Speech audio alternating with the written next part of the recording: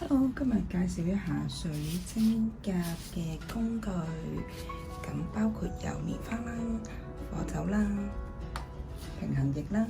乾燥劑啦、黏合劑啦、慢水、快水同埋卸甲水，同埋顏色粉啦、顏色嘅水晶粉、閃粉。透明嘅水晶粉啦，白色嘅水晶粉、粉紅色嘅水晶粉，同埋水晶杯啦，暫時就用住呢個先啦。跟住之後就用嚟有呢個10號同埋呢個2號啦，咁就係水晶筆。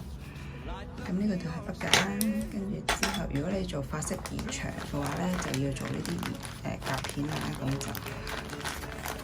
呢個咁啊有啲膠水咁樣，跟住之後再修剪下啲甲啦。